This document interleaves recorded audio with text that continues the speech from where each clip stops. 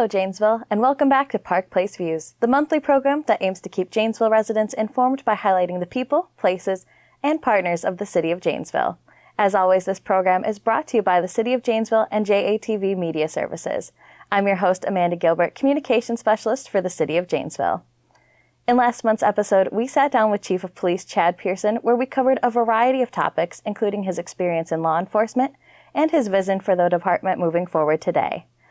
Today, I'm looking forward to City Manager Kevin Lahner joining me. Kevin has been in the City Manager's role for almost a year now, and as we've just finished up his first State of the City address to Janesville, I thought it would be perfect timing to check back in and hear his vision for the community as we begin to navigate 2024. Before we begin, a little more about Kevin. City Manager Lahner previously served as the City Administrator for the City of Waukesha, Wisconsin, a role he had held since 2015. Under his leadership, Waukesha saw 8 consecutive city budget increases, increasing the city's fund balance and improved financial stability. Before his time in Waukesha, Kevin served 7 years as the city administrator for the city of Burlington, Wisconsin, and also held roles in the communities of Keller and Flower Mound, Texas. City Manager Lahner holds a master's degree in public administration from the University of North Texas and a Bachelor of Science in Communications from the University of Wisconsin-Stevens Point. Thanks for joining us today, Kevin. Thanks for having me. Of course, we're so happy you're here. To start, I wanted to give you a chance to tell our viewers a little bit more about yourself. Well, I mean, that was a great introduction. It's, it's hard to follow that. I hear the list of things, and I'm always shocked at how long I've been doing this business. But no, so been here, almost a year, and when I'm not here, I like to mountain bike. So that's one of my things that I like to do. I have a trove of mountain bikes in the garage, and even do some in the winter on a fat bike. So that's fun. My wife, Jessica, works at Carroll University, and she runs their Masters of Behavioral Health program there. And I have 4 kids. I have twins that just turned 19, and I have a 12-year-old son and a 9-year-old daughter. And so usually when I'm not at work, I am at a sporting event or a dance competition or some other event, chasing them around. Staying busy. Yes, definitely. Well, like we mentioned, you've been here almost a year now. Mm-hmm. How are you settling into the new role? Oh, it's great. I mean, I think that I'm settled in pretty well, and it's just been so nice. The welcoming environment of the staff, the welcoming environment of the folks in the community, meeting a bunch of people, the different nonprofit leaders, just being able to be a part of all those different events and those sorts of things have been great. And I just have felt just welcomed with open arms. And there's a real sense of excitement in the community, and things are just great things are happening, and it's been just excellent. Good. Yeah. And you've had a lot of other roles that you've been through.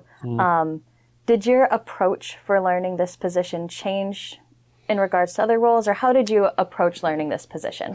Yeah, so, there are certain things that we do in our business that are just things that you do. And there are, other things where you really have to learn about the differences in the community, And so my approach has just been really to build upon what's worked in the past for me, and then try new things and things that would be appropriate for the community, and move from there. And so always learning from, like past mistakes and that sort of stuff, and then building upon that as you get into a new community. The thing about Janesville that's great is that unlike any other place that I've ever been, there's just a great sense of partnership between the city of and the business and nonprofit community. And so we work very much more closely together than I've ever been able to experience before.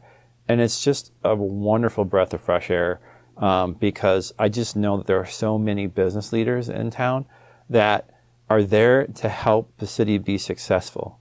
And they really approach it with a sense of partnership that's really special for Janesville, and they've been able to accomplish an amazing amount of things. And I just hope that I'm a value add to that proposition. And you mentioned trying new things. One of the new things you've taken in with this role is we've just finished up the State of the City address. Yeah. For our viewers who may not know, could you tell us what the State of the City is? Yeah, so the State of the City address is where you kind of, you give an overview of what has been accomplished in the past year and a preview of what's to come, similar to the State of the State or State of the Union address, although not quite as important. But here in Janesville, I'm really excited about that. We had a great new event for the State of the City, so we changed some things up a bit. We launched what we call the Janesville Leaders Breakfast, and so we invite all the folks that are a part of leadership and moving the city forward in the city to the breakfast to be able to talk about issues and challenges that the city is facing, and we're going to do that quarterly. So for my very first one, we decided to make it the State of the City address, and so that's what that is all about. So good. Such good ideas. It's definitely important, but so why do you do it? Really it's about celebrating what we've done. And so you do it so that you just, have a discussion with the community about, hey, here's all the things that we've been able to accomplish in the past year. Big stuff has happened in my short time here already. A great example is that, we hired a new police chief. We obviously had a police chief that was here for a long time and had really big shoes to fill.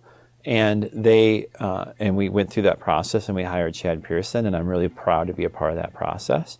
Looking to the future, we know that we're going to be hiring a new fire chief soon. And so, again, looking to the future and thinking about that, that's going to be an exciting process. And we just launched that process recently. We also got to celebrate the fact that the Woodman Center is moving forward. And so we just need to take a pause and reflect on the incredible amounts of work that many people have put into that project over a long time frame. And I'm really glad to be a part of it here at the end and the beginning, the end of the process of getting the project approved, and then the beginning of building it, which is incredibly exciting for the city. And so those are the types of things that you do in a State of the City. And it's really designed to be a reflection and then a look forward as we for our city. Absolutely. And speaking of looking forward, we talked, or I guess looking back, I should say, we mentioned hiring Chief Pearson and the Woodman Center. Are there any other highlights, big high moments from 2023? Well, there are a variety of things that we've done, and again, I'm just learning them. One of the things that I was able to be a part of was the opening of the Serta Simmons facility down in the industrial area on the south side of town. That was a very exciting thing. Able to preserve jobs and bring new jobs to community.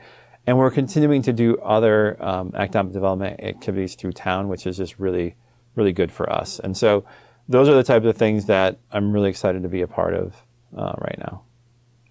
And on the same token, Janesville is always trying to improve and get better. What are some things you're hoping to improve upon going into 2024? Yeah, so there's a lot of things that are kind of in the hopper. And so one of the things that I've been talking to folks about a lot is about housing. We need all types of housing in the city of Janesville in order to be successful for the long term. And so we've been working on some different programs and doing some different things in the background to try to prepare ourselves to be able to bring more housing into the community. So it's incredibly needed, from low moderate income housing up into the highest level of housing that you can build. And so those are things that are happening and that we're really excited about. And we think that we'll have some really exciting projects to do in 2024. The other thing is just continued redevelopment. And specifically, we're taking a good hard look at what we're going to be doing with the GM and Jatco site. That's a site that's been sitting too long with not enough activity on it. And so we're formulating some plans, and we're talking to some folks, and we're getting ready to do some things on that site that will hopefully result in some redevelopment of that area over the long term. So those are things that are like very exciting. They're very big projects that we're working on, and that we look to do so in the future. Yeah, super exciting. Outside of improvements, is there anything else that the citizens of Janesville can look forward to in 2024? You just keep on asking me questions. I think that one of the things that we are going to be focused on is community engagement. We're very fortunate to hire somebody named Amanda Gilbert that's going to help us in those efforts. And that's one of the things that I'm really passionate about. And so finding new ways to connect to the community wherever we can. And that can mean digital. It can mean obviously using our things on the World Wide Web.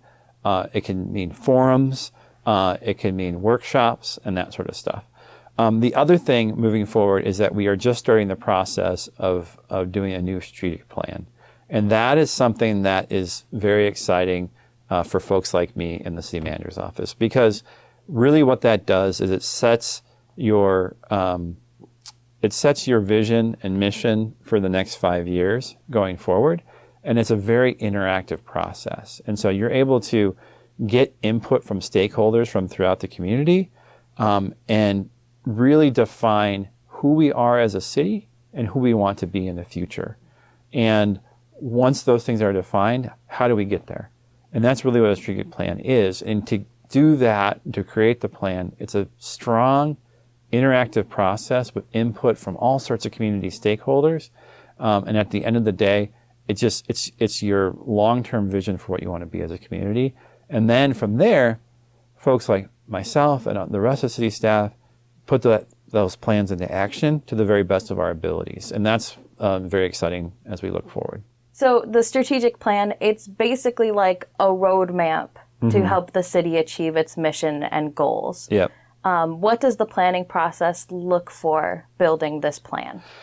Yeah, so the biggest part of it is to get the right amount of input into it so that we really understand what folks want. And it takes time and effort to do that. And so you have meetings with stakeholders, you have survey instruments, you have conversations with the city council, you have conversations with the staff. And those are all the sorts of inputs that go into it. And you really try hard to get voices from all aspects of the community as part of it when you're putting it together. And then the output is really, a refined mission statement and a vision for what we want to be.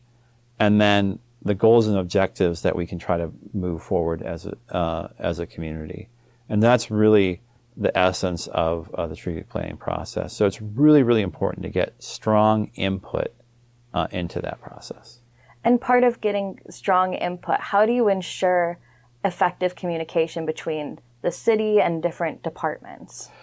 Yeah, so as far as like the different departments go, once that plan is in place, then we take that and we kind of break it up into chunks.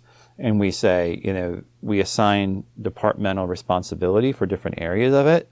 And then they're the ones that do the work to put those plans into action. And then you break it down even further into objectives. There's short-term objectives, long-term objectives. And that's really how the work gets done. So that when we're sitting here 5 years from now, we can say, look, this was the strategic plan that we did in 2024. And these are all the things that we were able to accomplish as a community going forward because we took them, incrementally one at a time.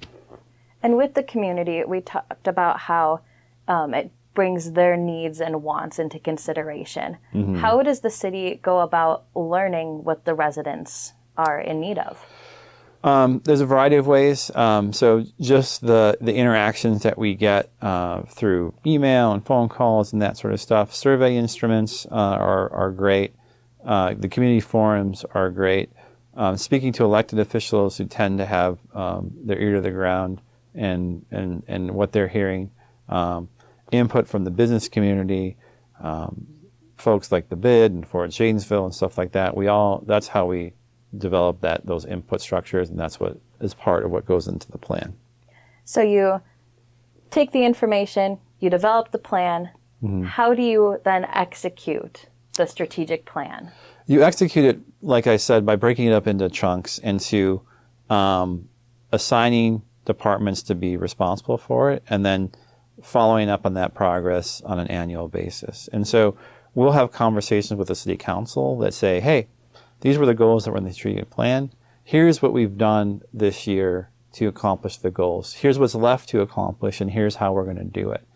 And those things end up in budgets, so a lot of the stuff that you'll see in a strategic plan will have a budget implication. And so in 25 and 26 and 27, there'll be funding for those efforts. They end up in capital plans. And so a capital improvement plan is, the things that you're going to build, your hardscape infrastructure and equipment in the city. And so if there is a desire to do more trails, right? For example, like if that comes out of the strategic plan, like we want to add more to our trail system, then you'll see, funding for more trail systems, and the council will be able to have up and down votes on that, and as they go forward. So that's really like the plan is the overarching mission document, and then we break it down into chunks, and we do it on an annual basis, and we bring back to the city council and we say, this is what we're doing, this is how we're doing. Here's things that we could improve, and then we keep on moving forward until we revise the strategic plan, and usually it's like a 5-year window, because you get beyond 5 years and everything changes. Yeah. So.